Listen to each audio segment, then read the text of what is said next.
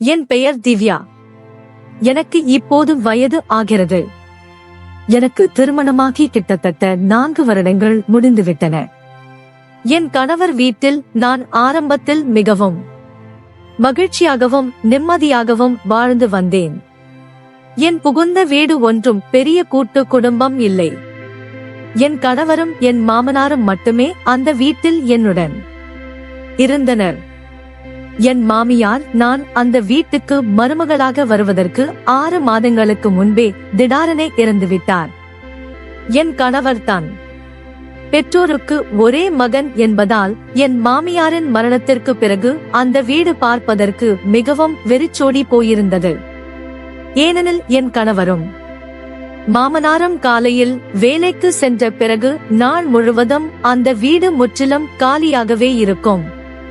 அவர்கள் இருவரும் மாலை வேலை முடிந்து சோர்வோடு வீட்டிற்கு திரும்பும்போது வீட்டின் அந்த தனிமை அவர்களை ஒருவிதமாக வாட்டி வதைத்தது. இதனால்தான் என் மாமனார் எப்படியாவது தன் ஒரே மகன் கார்த்திக்கு சீக்கிரமாக திருமணம் செய்து வைக்க வேண்டும் என்று தீர்க்கமாக முடிவு செய்தார். ஒரு நாள் என் தந்தையின் நெருங்கிய நண்பர் ஒருவர் எனக்காக இந்த வரனை பற்றி எங்களிடம் தெரிவித்தார். மாப்பிள்ளையின் நல்ல குணத்தை பற்றி கேட்டவுடன் என் தந்தைக்கு மனதிற்குள் மிகவும் மகிழ்ச்சி ஏற்பட்டது. விரைவில் தன் குடும்பத்தினருடன் பேசி இந்த நல்ல உறவை அடுத்த கட்டத்திற்கு முன்னெடுத்துச் செல்வதாக என் தந்தை தன் நண்பரிடம் உறுதியளித்தார்.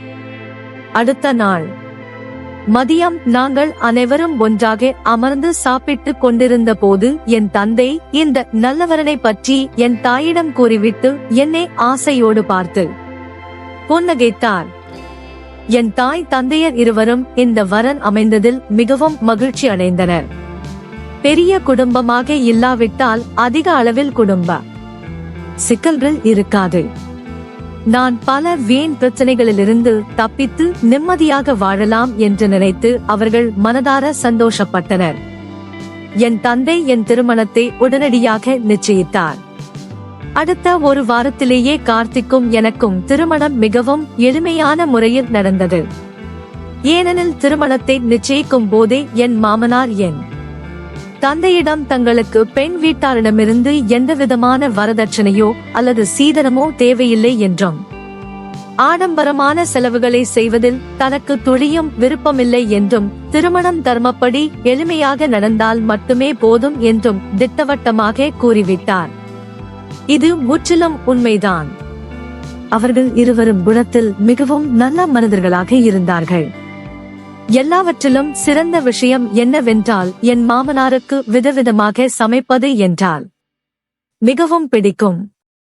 கணவரும் மாமனாரும் காலையில் வேலைக்கு சென்ற பிறகு நான் வீட்டில் தனியாகத்தான் இருப்பேன். அதனால் என் தனிமையை போக்கிக் கொள்ள நான் பல புதிய சமையல் கலைகளை கற்றுக்கொண்டு விதவிதமான உணவுகளை சமைப்பேன். நல்ல புத்தகங்கள் படிப்பேன். வீட்டை அழகாக அலங்கரிப்பதில் என் நேரத்தை செலவிடுவேன். இதனால் என் கணவரும் மாமனாரும் வேலை முடிந்து வந்து பார்க்கும்போது மிகவும் மகிழ்வார்கள். விடுமுறை நாட்களில் என் மாமனாரே முழு உற்சாகத்துடன் சமையலறைக்கு சென்று சமைப்பார். சில சமயம் எனக்கும் சமையலில் பல உதவிகளை செய்வார். நீ ஒரு வாரம் முழுக்க எங்களுக்காக கஷ்டப்பட்டு சமைக்கிறாய். அதனால் இன்று சமையலிலிருந்து உனக்கு முழு விடுதலை என்று அன்போடு சொல்வார். அவர் என் மீது ஒரு சொந்த மகள் போல இவ்வளவு அக்கறை காட்டுவது எனக்கு மிகுந்த மகிழ்ச்சியை அளித்தது. இதை கேட்டாலோ அல்லது பார்த்தாலோ என் அதிர்ஷ்டத்தை பார்த்து எவருக்கும் ஒரு புறம் பொறாமைதான் வரும்.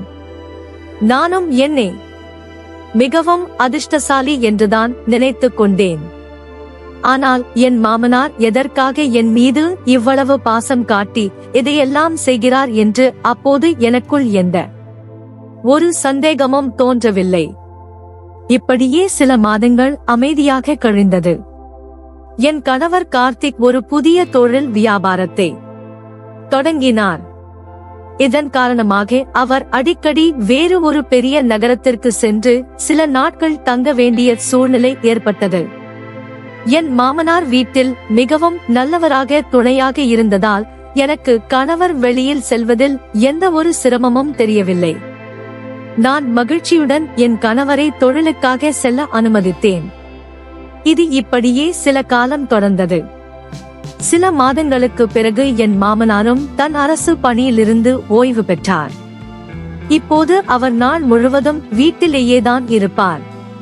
பெரும்பாலும் அவரே சமையலறைக்குள் சென்று விரும்பி சமைப்பார். ஆனால் ஒருமுறை என் கணவர் தொழிலின் நிமித்தமாக வேறு நகரத்திற்கு சென்றிருந்த போது எனக்கும் வீட்டில் வேறு எந்த பெரிய வேலையும் இருக்கவில்லை. அதனால் நானே இன்று சமைப்பதாக என் மாமனாரிடம் கூறினேன்.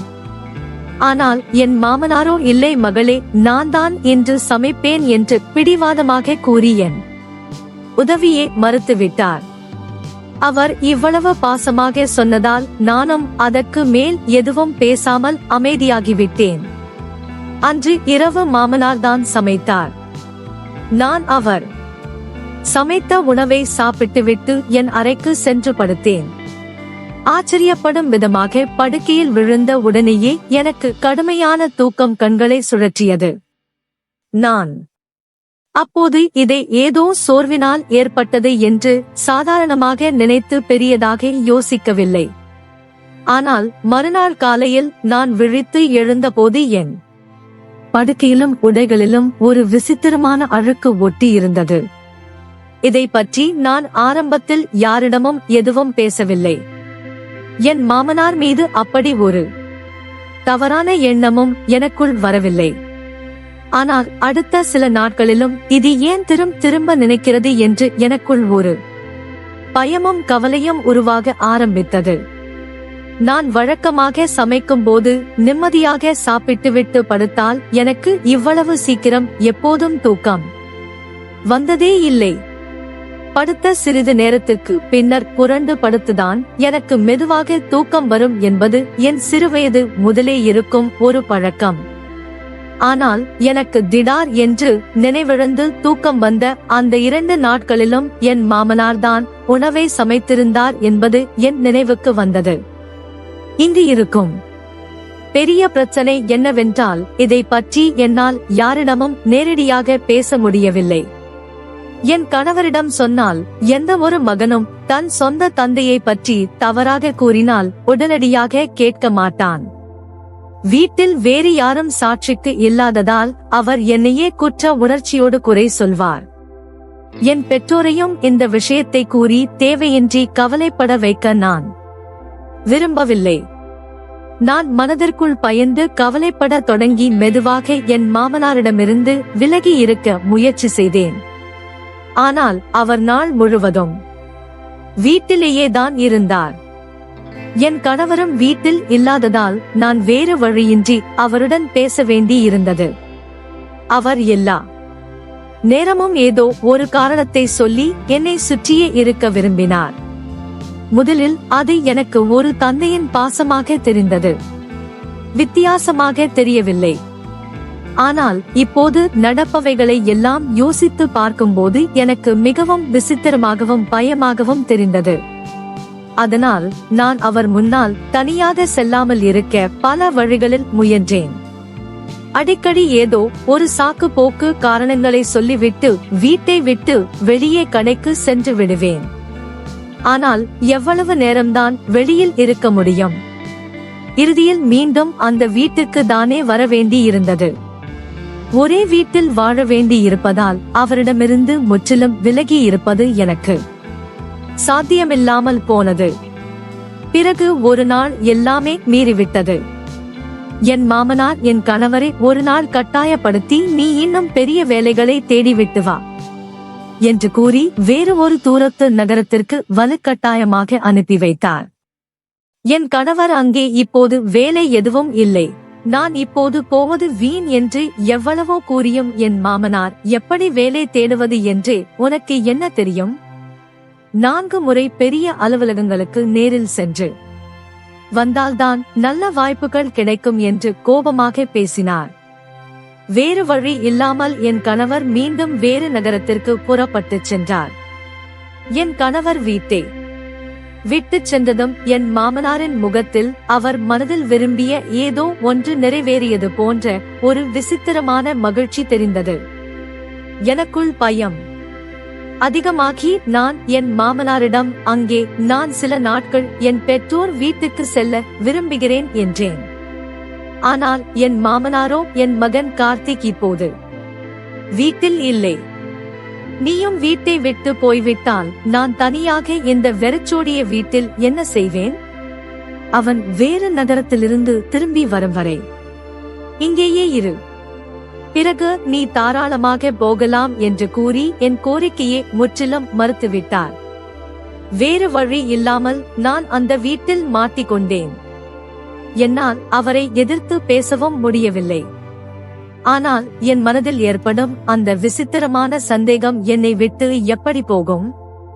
அன்று இரவு மீண்டும் என் மாமனார்தான் சமையலறைக்கு சென்று உணவை சமைத்தார். எனக்கு இன்று பசி இல்லை என்று அவரிடம் சொன்னேன். ஆனால் அவர் பாசமாக வற்புறுத்தி எனக்கு சிறிதளவு உணவை என் தட்டில் பரிமாறிவிட்டார். நான் அதை சாப்பிட்ட உடனேயே வழக்கம் போல எனக்கு கடுமையான தூக்கம் தலைக்கேறியது. படுக்கையில் விழுந்த உடனேயே நான் முற்றிலும் நிலைவிழந்து உறங்கிவிட்டேன். மறுநாள் காலையில் எழுந்து பார்த்தால் என் படுக்கையிலும் உடையிலும் மீண்டும் அதே போன்று அழுக்கு ஒட்டி இருந்தது. எனக்குள் அளவற்ற கோபமும் பயமும் வந்தது. நான் என் கணவரிடம் இதை இந்த முறை ஆதாரத்துடன் தெரிவித்தே ஆகஸ்ட் வேண்டுமா என்று தீர்க்கமாக முடிவு செய்தேன். அதனால் நான் அன்று அணிந்திருந்த அந்த துணிகளை துவைக்காமல் அப்படியே கலற்றி கழிவறையின் ஒரு மூலையில் ரகசியமாக தொங்கவிட்டேன். என் கணவர் வந்ததும் இதை காட்டி ஆதாரமாக பயன்படுத்த வேண்டும் என்று நினைத்தேன். என் கணவர் கார்த்திக் வேறு நகரத்திலிருந்து திரும்பி வந்ததும் நான் அவரிடம் இந்த உண்மையை சொல்ல ஒரு சரியான தனிமையான நேரத்தை தேடினேன். ஆனால் என் மாமனார் எல்லா நேரமும் வீட்டின் வரவேற்பையில் எங்களுடனே இருந்ததால் எனக்கு சரியான சந்தர்ப்பம் கிடைக்கவில்லை. அன்று இரவு கணவர் என் அறைக்கு வந்தபோது நான் அவரிடம் மெதுவாக பேசி எந்த விசித்திரமான சம்பவத்தை சொல்ல முயன்றேன். ஆனால் அவரோ என் பேச்சை கேட்டு என் மீது கோபப்பட்டு, நீ தேவையில்லாமல் தவறாக நினைக்காதே திவ்யா, அவர் உன்னை தன் சொந்த மகள் போலத்தான் பாசமாக பார்க்கிறார். நீ எப்படி அவர் மீது இப்படி ஒரு கேவலமான சந்தேகத்தை கொள்கிறாய் என்று என்னை கடிந்து கொண்டார். நான் அவரை எப்படியாவது நம்ப வைக்க மீண்டும் மீண்டும் முயன்றேன். ஆனால் அவர் என் பேச்சை மதிக்கவில்லை. நான் கழிவறையில் மறைத்து வைத்திருந்த அந்த துணிகளை கொண்டு வந்து அவரிடம் காட்டி, இதுதான் நான் சொல்லும் பேச்சுக்கு அசைக்க முடியாத ஆதாரம் என்றேன்.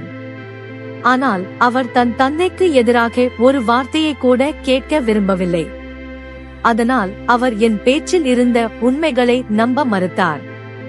நான் அவரை நம்ப வைக்க மிகவும் போராடினேன். ஆனால் அவரோ கோபத்தின் உச்சத்திற்கு சென்று, நீ என் தந்தையின் மீது வீண் குற்றம் சுமத்தி உன்னுடைய ஏதோ ஒரு சொந்த குற்றங்களை மறைக்க முயல்வதாக எனக்கு தோன்றுகிறது. என் தந்தை இரவிலேயே சீக்கிரமாக தூங்கி விடுபவர். அவர் இல்லாத நள்ளிரவு நேரத்தில் இந்த வீட்டில் என்ன நடக்கிறது? என்னை இல்லை என்று அவருக்கு தெரியாது. நீ அவருக்கு தெரியாமல் யாரையாவது வீட்டிற்கு தனியாக அழைத்திருக்கலாம் என்று என் கற்பை கொச்சைப்படுத்தி பேசினார். என் கணவரிடமிருந்து இப்படிப்பட்ட கொடூரமான வார்த்தைகளை கேட்டதும் எனக்குள் பயங்கர அதிர்ச்சியாகவும் இதயமே உடைந்தது போலவும் இருந்தது. எனக்குள் என்ன நடக்கிறது என்று புரியாமல் நான் முற்றிலும் குழம்பி போனேன். அன்று இரவு நாங்கள் இருவருக்கும் இடையே மிகப்பெரிய சண்டை வெடித்தது. அதன் பிறகு நான் அழுது கொண்டே என் உடைமைகளை எடுத்துக்கொண்டு என் பெற்றோர் வீட்டுக்கு சென்று விட்டேன். 1 மாதம் முழுமையாக கடந்தது. என் கணவர் என்னை சமாதானப்படுத்தி திரும்பி பார்க்க கூட வரவில்லை. இப்போது என் பெற்றோர் வீட்டில் உள்ளவர்கள் எல்லாம் முன்பு எப்போதும் இத்தனை நாட்கள் நீ இங்கு வந்து தங்கியதே இல்லையே, இப்போது கணவருடன் கோபப்பட்டு வந்தாயா என்று என்னிடம் பல கேள்விகளை கேட்க ஆரம்பித்தனர். எனக்கு புகுந்த வீட்டில் நடந்த அந்த விசித்திரமான கொடுமையை நான் அவர்களிடம் எப்படி சொல்ல முடியும்? தவறு எனக்கு நடந்திருந்தோம். என் சொந்த கணவரே என் பேச்சை நம்பவில்லை என்ற வேதனையில் நான் என் பெற்றோரை தொந்தரவு செய்ய விரும்பாததால் மௌனமாகவே இருந்தேன்.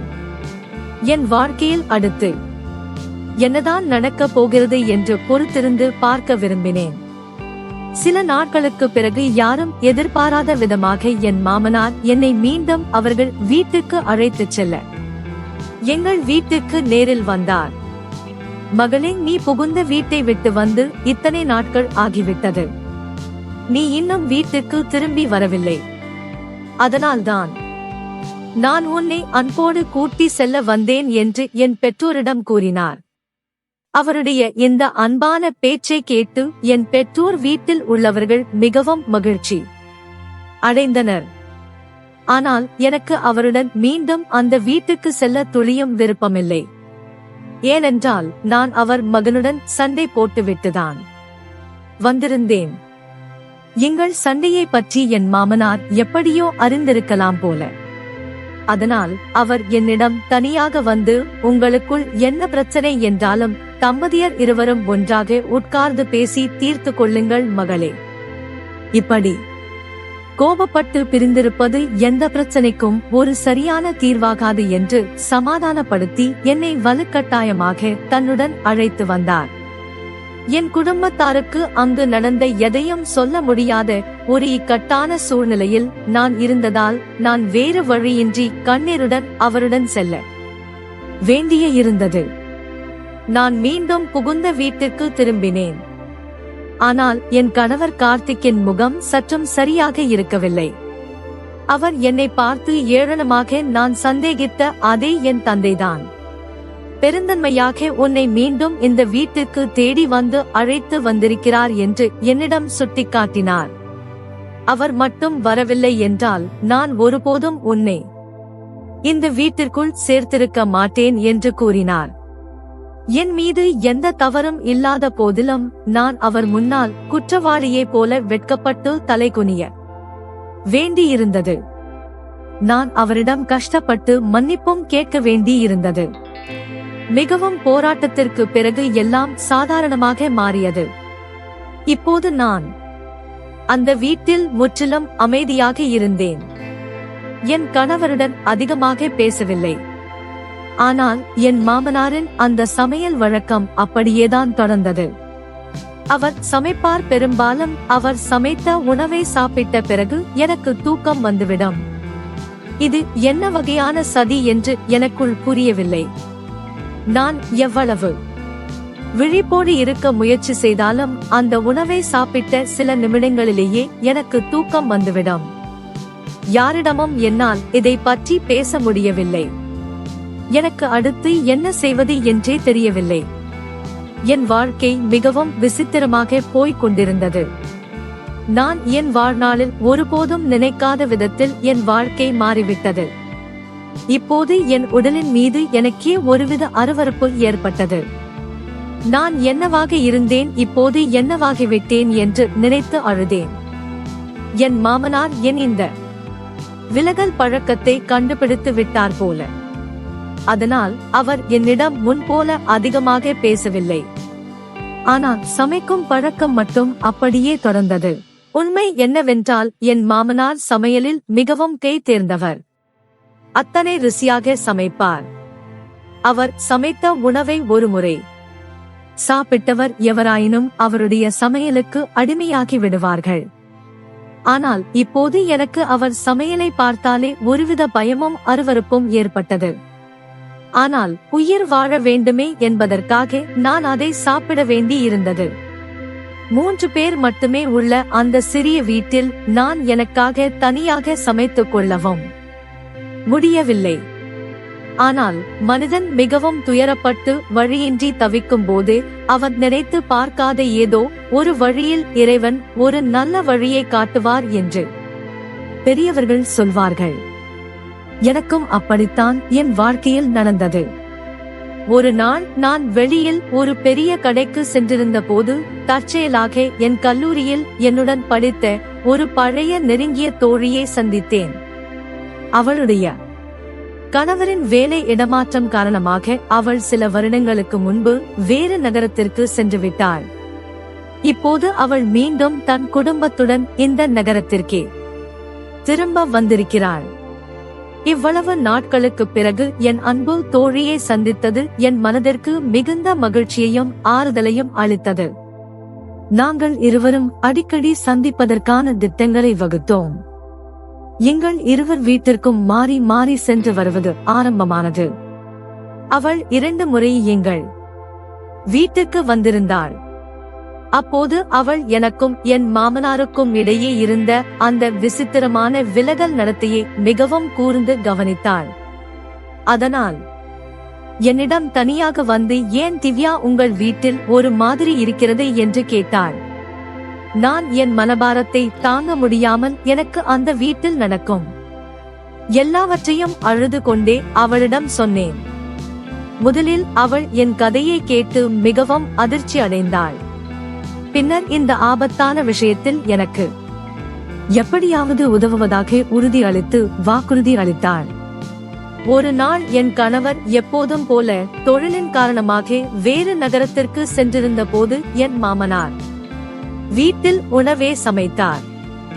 நான் சாப்பிடும்போது யாருக்கும் தெரியாமல் என் தட்டிலிருந்து சிறிது உணவை எடுத்து ஒரு சிறிய டப்பாவில் மறைத்து வைத்தேன். அடுத்த நாளும் எப்போதும் போல எனக்கு அதே நினைவிழப்பு சம்பவம் நடந்தது. அதனால் நான் அன்று சேகரித்த அந்த உணவை உடனடியாக என் தோழியிடம் கொடுத்தேன். அவளுடைய கணவர் ஒரு புகழ்பெற்ற மருத்துவ ஆய்வகத்தில் தொழில்நுட்ப வல்லுநராக லேப் டெக்னீசியன் வேலை செய்து வந்ததால் அந்த உணவு மாதிரியானது ஆய்வகத்தில் மிகவும் இரகசியமாக சோதனை செய்யப்பட்டது. என் தோழி 2 நாட்களுக்கு பிறகு அந்த சோதனை அறிக்கையை கொண்டு வந்தாள். நான் சந்தேகித்தது முற்றிலும் உண்மையானது என்பது நிரூபணமானது. அந்த உணவில் அளவுக்கு அதிகமான வீரியம் கொண்ட தூக்க மாத்திரை கலந்திருந்தது கண்டறியப்பட்டது. இதனால்தான் எனக்கு உணவை சாப்பிட்ட உடனே அவ்வளவு சீக்கிரம் நினைவிழந்துள் தூக்கம் வந்தது. ஒருமுறை என் கணவரிடம் இந்த அதிகாரப்பூர்வ ஆய்வக அறிக்கையை காட்டலாம் என்று நினைத்தேன். ஆனால் அவரோ, நீ மீண்டும் என் தந்தையின் மீது வீண்பலி போடுவதற்காக போலியான அறிக்கையை தயாரித்து வந்திருக்கிறாய் என்று சொல்வாரோ இந்த முறை. அவர் என்னை என் வாழ்க்கையிலிருந்து நிரந்தரமாக விலக்கி விவாகரத்து செய்து விடுவாரோ என்ற அதே பயம் எனக்குள் மீண்டும் ஏற்பட்டது. இந்த பயம் என் வாயை முற்றிலுமாக அடைத்துவிட்டது. பிறகு ஒரு நாள் என் கணவர் வீட்டில் இல்லாத போது என் மாமனார் மீண்டும் உணவை சமைத்தார். நான் என் தோழியின் முன்கூட்டிய ஆலோசனையின்படி அன்று அந்த உணவை சாப்பிடவில்லை.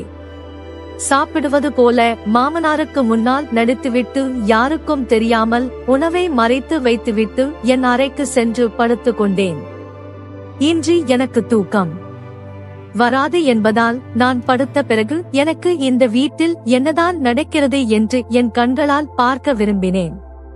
படுக்கையில் படுத்த சிறிது நேரத்திலேயே என் அறையின் கதவு சத்தம் இல்லாமல் மெதுவாக திறக்கப்பட்டது.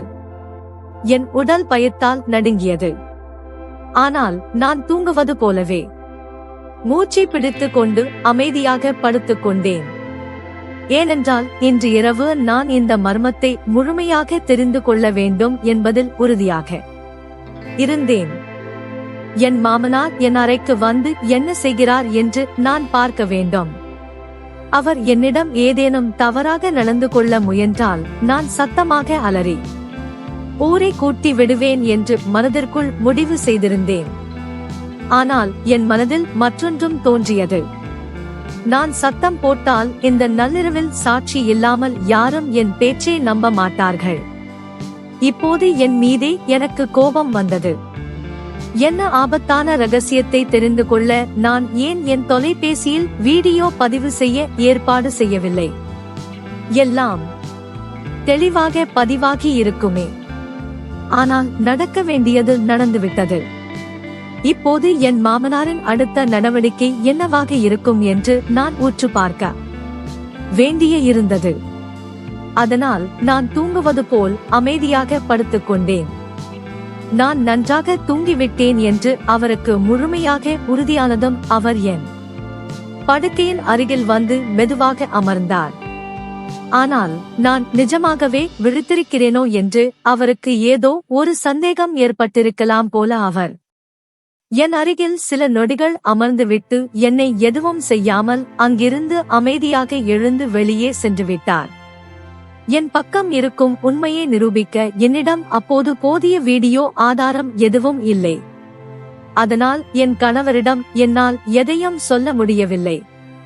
அடுத்த நாள் நான் என் தோழியை தொலைபேசியில் அழைத்து அவளிடம் நேற்று இரவில் நடந்த எல்லாவற்றையும் சொன்னேன். இதை கேட்ட அவளும் மிகவும் கவலைப்பட்டாள். அவள் என்னிடம், திவ்யா, நீ இதை உடனடியாக உன் கணவரிடம் சொல்லிதான் ஆகஸ்ட் வேண்டும். இது உயிருக்கே ஆபத்தானது என்று கூறினாள். ஆனால் என் பையன் என் அறிவின் மீது ஆதிக்கம் செலுத்தியது. நான் என் கணவரிடம் எதையும் சொல்ல தைரியம் இன்றி மறுத்தேன். என் மனம் வேலை செய்வதை முற்றிலும் நிறுத்திவிட்டது. இப்போது நான் என்ன செய்வது என்று எனக்கு புரியவில்லை. என் தோழி எனக்கு ஆதரவாக உதவினாள். இதை பற்றி அவளே என் கணவரிடம் நேரில் பேசுவதாக கூறினாள். ஒரு நாள் சரியான சந்தர்ப்பம் பார்த்து அவள் எங்கள் இருவரையும் தன் வீட்டிற்கு உணவுக்காக அழைத்தாள். உணவு முடிந்து என் தோழி இந்த ரகசிய விஷயத்தை பேச ஆரம்பித்ததும் என் கணவர் கோபமாக நாற்காலியிலிருந்து எழுந்து நின்றார். என் கணவர் என் தோழியின் மீது பயங்கரமாக கோபம் கொண்டார். ஆனால் அவளும் மிகவும் நிதானமாக, கார்த்திக், நீங்கள் இப்போது அவசரப்படாமல் விஷயத்தின் தீவிரத்தை முழுமையாக அறிந்து கொள்ளுங்கள். என் பேச்சு தவறு என்றால் நீங்கள் அதை இப்போதே கைவிட்டு விடலாம். ஆனால் அது உண்மையாக நிரூபிக்கப்பட்டால் ஒரு கணவராக நீங்கள் என்ன செய்ய வேண்டுமோ அதை செய்யுங்கள் என்று கூறினாள். என் மாமனார் அறியாத வகையில் அவருடைய ரகசியத்தை உலகிற்கு வெளிப்படுத்த நாங்கள் ஒரு பெரிய ஏற்பாட்டை செய்ய வேண்டியிருந்தது. என் தோழி என் கணவரிடம் அந்த உணவின் ஆய்வக அறிக்கையையும் காட்டியிருந்தாள். ஒருவேளை அந்த அதிகாரப்பூர்வ அறிக்கையை பார்த்ததால்தான் என் கணவர் இந்த முறை உண்மையை சோதிக்க தயாராக இருந்திருக்கலாம்.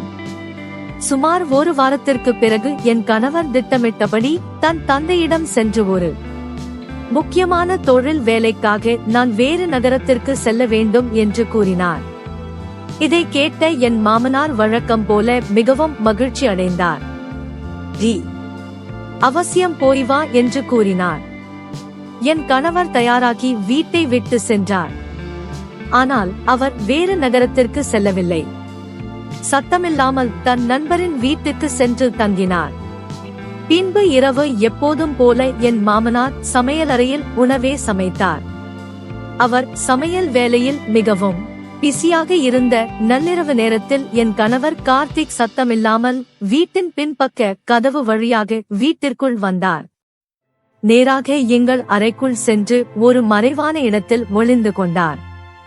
இவையெல்லாம் தன் பின்னால் நடக்கக்கூடும் என்று என் மாமனார் துளியும் அறியவில்லை. நான் மாமனாருக்கு முன்னால் சத்தமில்லாமல் சாப்பிட்டேன். ஏனென்றால் சாப்பிட்ட பிறகு எனக்கு தூக்கம் வரும் என்று எனக்கு தெரியும். ஆனால் என் கணவர் என் அறையிலேயே ஏற்கனவே மறைந்திருக்கிறார் என்பதால் எனக்குள் இந்த முறை எந்த பயமும் இல்லை. நான் வயிறு நிரம்ப சாப்பிட்டேன். எப்போதும் போல எனக்கு கடுமையான தூக்கம் தலைக்கேறியது.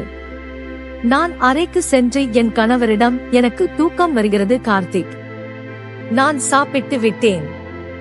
இப்போது நீங்கள் செய்ய வேண்டியதை கவனமாக செய்யுங்கள். நான் படுத்தவுடன் தூங்கி விடுவேன் என்று கூறிவிட்டு படுத்தேன். அடுத்த சில நிமிடங்களில் நான் மயங்கினேன். இரவு என்ன நடந்தது என்று எனக்கு எதுவும் தெரியாது. ஆனால் நான் மறுநாள் காலையில் விழித்து எழுந்தபோது என் மாமனாரும் என் கணவரும் வீட்டில் இல்லை. அவர்கள் இருவரும் எங்கே இருக்கிறார்கள் என்று எனக்கு தெரியவில்லை. நீண்ட நேரத்துக்கு பிறகும் அவர்கள் இருவரும் வீட்டுக்கு திரும்பி வரவே இல்லை. இதனால் நான் மிகவும் கவலைப்பட்டேன். நான் இருவரின் மொபைல் எண்களுக்கும் மாறி மாறி அழைத்தேன். ஆனால் 2 எண்களுமே முற்றிலும் அணைக்கப்பட்டிருந்தன. ஸ்விட்ச் ஆஃப். இது எனக்கு மிகவும் ஆபத்தான சூழ்நிலையாக தெரிந்தது. அவர்கள் இருவரும் எங்கே இருக்கிறார்கள் என்று எனக்கு புரியவில்லை. அதனால் நான் என் தோழியை அழைத்து அவளிடம் பதற்றத்துடன் எல்லாவற்றையும் சொன்னேன். என் தோழி என்னை சமாதானப்படுத்தினாள். ஆனால் மாலை வரை அவர்கள் இருவரையும் பற்றி எந்த ஒரு தகவலும் கிடைக்கவில்லை. இதனால் என் மனநிலை மிகவும் மோசமானது. என் மீதே எனக்கு கோபம் வந்தது. நான் ஏன் நேற்று உண்மையாகவே அந்த உணவை சாப்பிட்டேன்? நான் சாப்பிடாமல் இருந்திருந்தால் நேற்று இரவு என்ன விபரீதம் நடந்தது என்று எனக்கு என் கண்ணாலேயே தெரிந்திருக்குமே என்று வருந்தினேன். ஏனென்றால் இன்று எப்போதும் போல என் உடலில் எந்த ஒரு அழுக்கும் ஒட்டி இருக்கவில்லை. நான் மிகவும் கவலைப்பட ஆரம்பித்தேன். மாலை மறைந்து இரவும் வந்தது. ஆனால் என் கணவரையும் மாமனாரையும் பற்றி எந்த தகவலும் இல்லை. என் தோழி என்னிடம் நீ உடனடியாக காவல்துறையில் போலீஸ் ஸ்டேஷன் புகார் கொடுக்க வேண்டும் என்று திரும்ப திரும்ப கூறினாள். ஆனால் அவர்கள் இருவரும் ஏன் எப்படி வீட்டிலிருந்து திடீரென காணாமல் போனார்கள் என்று நான் போலீசிடம் என்ன காரணத்தை சொல்வது என்று நான் கவலைப்பட்டேன். அதனால் நான் விடியும் வரை காத்திருக்க வேண்டி இருந்தது. 2 நாட்கள் முழுமையாக கடந்துவிட்டன. என் கணவரையும் மாமனாரையும் பற்றி எந்த தகவலும் இல்லை. வேறு வழி இல்லாமல் நான் என் சொந்த சகோதரனுக்கு தொலைபேசியில் அழைத்து நடந்த விசித்திரமான எல்லாவற்றையும் சொன்னேன். என் சகோதரனும் என் தந்தையும் பதறிக்கொண்டு உடனடியாக எங்கள் வீட்டிற்கு வந்தனர். அவர்களுக்கு புகுந்த வீட்டில் நடந்த எல்லாவற்றையும் பற்றி தெரிந்த போதே ஏன் இதை பற்றி எங்களிடம் முன்னரே சொல்லாமல் மறைத்தாய் என்று அவர்கள் என்னை மிகவும் கடிந்து கொண்டனர். அவர்களுக்கு ஒரு நெருங்கிய நண்பர் காவல்துறையில் உயர் அதிகாரியாக இருந்தார். அவர்கள் அவரை நேரில் சந்தித்து நம்ப வைக்கக்கூடிய ஆதாரங்களுடன் எல்லாவற்றையும் அவரிடம் சொன்னார்கள். காவல்துறை தங்கள் விசாரணையை தீவிரமாக தொடங்கியது. எப்படி என்று தெரியவில்லை. ஆனால் அவர்கள் இருவரின் மொபைல் போன் எண்களின் டவர் இருப்பிடத்தை மொபைல் டிராக்கிங் கண்காணித்து ஒரு பெரிய தொப்பை கண்டுபிடித்தனர். அன்று இரவு என் கணவரும் மாமனாரும் ஒரு வழியாக போலீசாரால் மீட்கப்பட்டு வீட்டுக்கு அழைத்து வரப்பட்டனர். என் கணவர் கார்த்திக் முற்றிலும் மயக்கமடைந்த நிலையில் இருந்தார். என் மாமனாரோ தன் சுய கட்டுப்பாட்டில் இல்லாதது போல விசித்திரமான வார்த்தைகளை பேசி பிதற்றிக் கொண்டிருந்தார். இதையெல்லாம் பார்த்து எனக்குள் மிகவும் கவலையாகவும் பயமாகவும் இருந்தது. என் சகோதரன் என்னை தைரியமாக தேற்றினான். இவர்களை இப்போதே அவசரமாக மருத்துவரிடம் அழைத்துச் செல்வோம். அப்போதுதான் உண்மை என்னவென்று நமக்கு தெரியும் என்றான். அவர்களை மருத்துவமனைக்கு அழைத்துச் சென்று பரிசோதித்த போது என் கணவருக்கு ஏதோ ஒரு கடுமையான மயக்க மருந்து செடேட்டஸ் கொடுக்கப்பட்டிருந்தது தெரிய வந்தது. காவல்துறை தங்கள் முதற்கட்ட வேலையை முடித்துவிட்டு திரும்பச் சென்றது. ஆனால் இது எல்லாம் எப்படி நடந்தது, ஏன் நடந்தது என்று நான் முழுமையாக தெரிந்து கொள்ள வேண்டிய இருந்தது. நான் என் கணவர் மயக்கம் தெளிந்ததும் அவரிடம் நேரடியாக கேள்விகளை கேட்டேன். அன்று இரவு என்ன நடந்தது என்று கேட்டேன். என் கணவர் கார்த்திக் பலவீனமான குரலில், திவ்யா, நீ எனக்கு சொன்னது போலவே நீ தூங்கிய பிறகு சிறிது நேரம் கழித்து அப்பா கத்தியுடன் உன் அறைக்கு ரகசியமாக வந்தார். அவருடைய அந்த விசித்திரமான வெறிபிடித்த நிலையை பார்த்து எனக்குள் பெரிய பயம் ஏற்பட்டது. அவர் உன் படுக்கைக்கு அருகில் நெருங்கி வந்தவுடன் என்னால் பொறுத்து கொள்ள முடியவில்லை. நான் மறைந்திருந்த இடத்திலிருந்து குதித்து வெளியே வந்து அவரை சத்தமாக கூப்பிட்டேன். என் குரலை கேட்டதும் அவர் பயங்கரமாக பதற்றம் அடைந்தார். நான் அவரிடம் ஏதேனும் பேசுவதற்குள் அந்த இருண்ட அறையில் பின்னால் இருந்து வேறு யாரோ ஒரு நபர் இருப்பது போல எனக்கு உணர்வு ஏற்பட்டது. நான் திரும்பி பார்ப்பதற்குள் என் கழுத்தில் ஏதோ ஒரு ஊசியை வலுக்கட்டாயமாக குத்தியது போல உணர்ந்தேன். அதன் பிறகு எனக்கு என்ன நடந்தது என்றே நினைவில்லை என்று கூறினார். பிறகு நான் என் மாமனாரிடம் சென்று, அங்கே நீங்கள் உண்மையே சொல்லுங்கள், இது எல்லாம் என்ன கொடுமை என்று கேட்டேன். ஏனெனில் இப்போது எல்லாவற்றையும் நீங்கள் தான் சொல்ல முடியும் என்றேன். அவர் என்னிடம் கண்ணீருடன், மகனே, எனக்கு என்ன நடக்கிறது என்று எனக்கே பல சமயம் தெரியவில்லை. உனக்கும் என் மகனுக்கும் திருமணமாகி 4 வருடங்களுக்கு மேலாகிவிட்டும் இன்னும் குழந்தை பாக்கியம் இல்லை. நான் ஒரு பெண் இல்லை என்பதால் இதை பற்றி உன்னிடம் வீட்டில் வெளிப்படையாக பேச தயங்கினேன். ஒருமுறை நான் என் பழைய நண்பர்களுடன் வெளியில் அமர்ந்திருந்த போது என் குடும்ப கவலையை பற்றி சொன்னேன். அப்போது என் நண்பன் ஒருவன், இந்த நகரத்தின் எல்லையில் ஒரு பெரிய பண்டிதர் இருக்கிறார். அவர் ஒரு சிறந்த மருத்துவர் என்றும் அவரிடம் மருந்து வாங்கி உன் மருமகளுக்கு உணவில் கலந்து கொடுத்தால் அவளுக்கு கண்டிப்பாக குழந்தை பிறக்கும் என்றும் சொன்னான். நான் என் மகனின் வம்ச குழந்தைக்காகத்தான் ஆசையோடு அந்த ஆளிடம் சென்றேன். அவன் சொன்னபடியே நான் ஆரம்பத்தில் செய்து வந்தேன். உணவில் அவனுக்கு தெரியாமல் தூக்க மாத்திரையே கலந்தேன். அதன் பிறகு அந்த பண்டிதன் போக போக எனக்கு பல விசித்திரமான கொடூரமான வேலைகளை செய்ய கட்டளையிட்டான். நான் மூட நம்பிக்கையால் அந்த வேலைகளை செய்தேன். சில சமயம் நீ மயங்கி கிடக்கும்போது உன் மீது ஏதோ ஒரு விசித்திரமான மந்திர பொருட்களை சுற்றுவேன். நீ முற்றிலும் நிலைவிழந்து மயக்கம் அடைந்திருந்ததால் உன் கைகளை பிடித்துக் கொண்டு கருப்பு ஆடுகளுக்கும் கோழிகளுக்கும் பலி கொடுப்பேன். அவன் எனக்கு சொன்ன விசித்திரமான பில்லி சூனிய விஷயங்களை எல்லாம் என் பிள்ளையின் எதிர்கால மகிழ்ச்சிக்காக நான் அறியாமல் செய்து வந்தேன். ஆனால் சில சமயம் என் மனம் வேறு யாரோ ஒரு மந்திரவாதியின் கட்டுப்பாட்டில் இருப்பது போல எனக்கு தோன்றும். நான் இதையெல்லாம் செய்ய விரும்பவில்லை.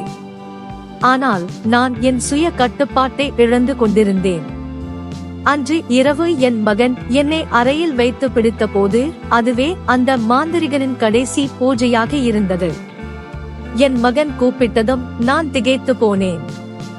ஆனால் அதற்குள் அந்த அறையின் ஜன்னல் வழியாக உள்ளே நுழைந்த அந்த மாந்திரிகன் என் மகனை மயக்க ஊசி போட்டு வீழ்த்தினான். அதன் பிறகு என் மனம் முற்றிலும் யாருடைய கட்டுப்பாட்டிற்கோ சென்று விட்டது போல எனக்கு தோன்றியது. அதன் பிறகு எனக்கும் எதுவும் நினைவில்லை என்று அழுது கொண்டே கூறினார். ஆனால் இப்போது எங்கள் எல்லா கேள்விகளுக்கும் உண்டான விடை அந்த பண்டிதரிடம்தான் இருந்தது. அதனால் நான் என் மாமனாரையும் கணவரையும் அழைத்து கொண்டு போலீசாருடன் அந்த பண்டிதரின் இடத்துக்கு சென்றேன். என் சகோதரன் தன் காவல்துறை நண்பரிடம் எல்லாவற்றையும் பற்றி முன்பே சொல்லி இருந்ததால் காவல்துறையும் அங்கே அதிரடியாக தயார் நிலையில் வந்திருந்தது. காவல்துறை அந்த பண்டிதரின் இடத்தை ஒற்றுகையிட்டு அவனை கைது செய்த போதுதான் ஒரு அதிர்ச்சியான உண்மை வெளிவந்தது. அவன் ஒரு உண்மையான மருத்துவர் இல்லை என்பதும், அவன் ஒரு ஆபத்தான போலி மாந்திரிகன், பிளாக் மேஜிசியன் என்பதும், கருப்பு மாந்திரிகத்தின் மூலம் மக்களை ஏமாற்றும் நிபுணர் என்பதும் தெரிய வந்தது. படித்தவர்கள் யாரும் சாதாரணமாக மாந்திரிகரிடம் வருவதில்லை என்பதால் அவன் தன்னை ஒரு பெரிய மருத்துவர் போல போலி வேடமிட்டு ஏமாற்றி வந்திருக்கிறான். என் கணவர் அறையில் இருந்த அந்த இரவில் அதுவே அவரது கடைசி பூஜையாக இருந்திருக்கிறது. கார்த்திக் குறுக்கே வந்ததால் அந்த மாந்திரிகன் என் கணவரையும் மாமனாரையும் கடத்திச் சென்று மிச்சமிருந்த அந்த பூஜையை முடிக்க அவர்களை பலி கொடுக்க விரும்பி இருந்தான். கடைசியில் அந்த மாந்திரிகத்தின் மூலம் என் மாமனாரின் மொத்த ஆன்மாவையும் சொத்தையும் அவரது கட்டுப்பாட்டிற்குள் கொண்டுவர திட்டமிட்டிருந்தான். ஆனால் ஒருவேளை எனக்கும் என் கணவருக்கும் நல்ல அதிர்ஷ்டமும் இறைவனின் அருளும் இருந்திருக்கலாம். அதனால்தான் கடைசி நேரத்தில் காவல்துறை மூலம் இறைவன் எங்களுக்கு உதவினார். இவ்வளவு பெரிய ஒரு பயங்கரமான சாபத்தில் இருந்தும் ஆபத்திலிருந்தும் நாங்கள் உயிர் தப்பினோம். கண்ணால் பார்ப்பது எப்போதும் முழுமையான உண்மை இல்லை என்றும், நல்ல எண்ணத்துடன் மூட நம்பிக்கையால் தவறான காரியங்களை செய்தாலும் அது இறுதியில் பெரிய தீமையில்தான் போய் முடியும் என்றும் பெரியவர்கள் சொல்வார்கள். வாழ்க்கையின் மகிழ்ச்சியை எப்போதும் நேர்வழியிலும் இறைவனிடமும் மட்டும்தான் கேட்க வேண்டும். நண்பர்களே, இந்த விழிப்புணர்வு தார்மீக கதை உங்களுக்கு பிடித்திருந்தால் இந்த வீடியோவை லைக் செய்யுங்கள், உங்கள் நண்பர்களுக்கு பகிருங்கள். நமது சேனலுக்கு நீங்கள் புதியவர்கள் என்றால் மறக்காமல் சப்ஸ்கிரைப் செய்து கொள்ளுங்கள். நன்றி.